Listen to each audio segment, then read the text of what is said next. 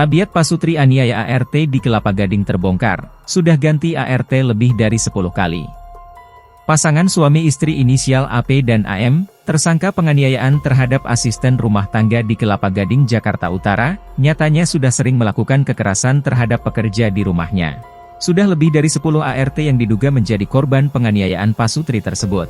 Kesaksian tetangga pelaku, Dery Aditya, mengungkapkan penganiayaan yang dilakukan AP dan AM telah terjadi berulang kali. Selama setahun terakhir, Dery juga sudah pernah beberapa kali membantu menyelamatkan para ART yang berhasil melarikan diri dari rumah tersangka.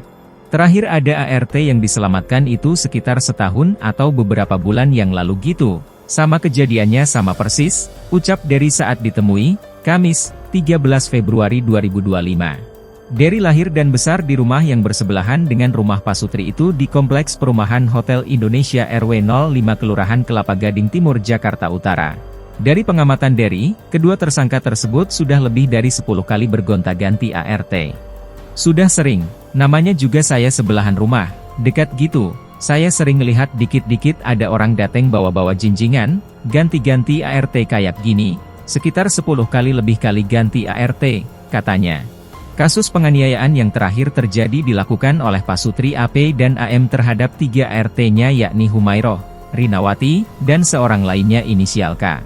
Kasus itu terungkap pada Senin, 10 Februari 2025, malam saat Humairoh berhasil melarikan diri dari rumah tersangka dan meminta tolong ke warga sekitar hingga akhirnya AP dan AM dilaporkan ke polisi. Sebelum kasus itu, Pasutri tersebut sebenarnya sudah pernah dilaporkan ke polisi dan sempat diamankan. Akan tetapi hanya berselang tak sampai 2 bulan, Pasutri keji itu sudah terlihat kembali ke rumahnya.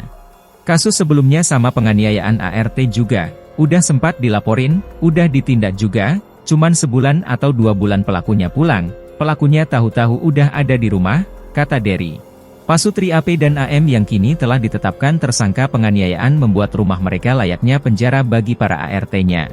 Setiap hari, ART yang bekerja di rumahnya disuruh untuk tidur di lantai dapur. Tak cuma itu, Pasutri keji itu juga menyita handphone serta KTP para ART yang bekerja di rumahnya.